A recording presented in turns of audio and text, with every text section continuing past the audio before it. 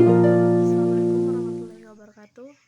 Perkenalkan, nama saya Nurul Aziza, NIM 105641010219. Mahasiswa Ilmu Pemerintahan Universitas Muhammadiyah Makassar.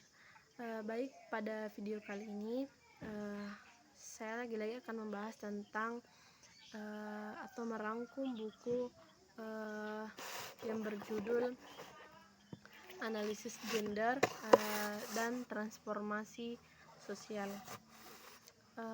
Baik, langsung saja. Saya tidak berbicara terlalu banyak. Saya hanya mengambil sedikit apa yang mudah untuk dipahami. Jadi baik, pembahasan pertama yaitu analisis gender dan ketidakadilan. Analisis gender dalam sejarah pemikiran manusia tentang ketidakadilan sosial ditanggap satu analisis baru dan mendapat sambutan akhir-akhir ini.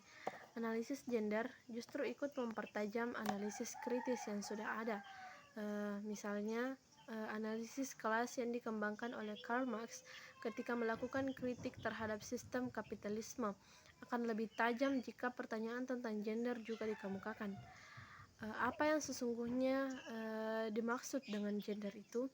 Dari pengamatan masih terjadi ketidakjelasan, kesalahpahaman tentang apa yang dimaksud dengan konsep gender dan kaitannya dengan usaha emansipasi kaum perempuan.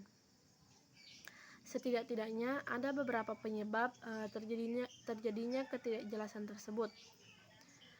Kata gender dalam bahasa Indonesia dipinjam dari bahasa Inggris, yang dimana jika dilihat dalam kamus tidak secara jelas dibedakan pengertian antara kata seks dan gender.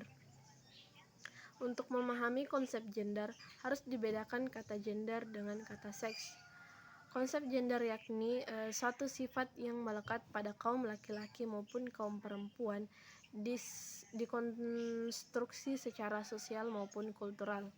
Misalnya, bahwa perempuan itu dikenal lemah lembut, cantik, keibuan, sementara laki-laki dianggap kuat, rasional, jantan, dan perkasa. Ciri dari sifat itu sendiri merupakan sifat-sifat yang dapat dipertukarkan. Artinya, ada laki-laki yang emosional, lemah lembut, keibuan, sementara juga perempuan yang kuat, rasional, dan perkasa. Sejarah perbedaan gender antara manusia jenis laki-laki dan perempuan terjadi melalui proses yang sangat panjang.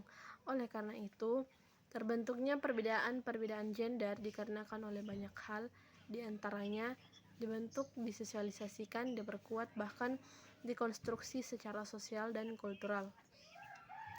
Melalui proses panjang sosialisasi gender tersebut, akhirnya dianggap menjadi ketentuan Tuhan, seolah-olah bersifat biologis yang tidak bisa diubah lagi, sehingga perbedaan gender dianggap dan dipahami sebagai kodrat laki-laki dan kodrat perempuan. Kemudian berbicara tentang gerakan transformasi perempuan, yang kerap kali dikaitkan dengan gerakan transformasi perempuan adalah feminisme, yang dimana pada umumnya orang berprasangka bahwa feminisme adalah gerakan pemberontakan terhadap kaum laki-laki, yang dimana upaya melawan pranata sosial yang ada, misalnya institusi rumah tangga, perkawinan, maupun usaha pemberontakan perempuan untuk mengingkari apa yang disebut sebagai kodrat. Untuk memperjelas peran analisis gender, kita perlu memahami paradigma di balik gerakan dan teori feminisme. Upaya mencari penjelasan teori terhadap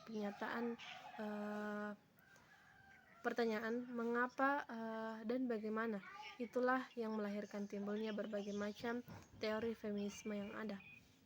Rosemary Tong pada tahun 1989 dalam bukunya Feminism Talk, kedalaman aliran feminisme misalnya feminisme liberal, feminisme radikal, dan feminisme sosial, dan masih banyak lagi, yang pada umumnya mereka mengakui bahwa feminisme merupakan gerakan yang berangkat dari asumsi dan kesadaran bahwa kaum perempuan pada dasarnya ditindas dan dieksploitasi, serta harus ada upaya untuk mengakhiri penindasan tersebut.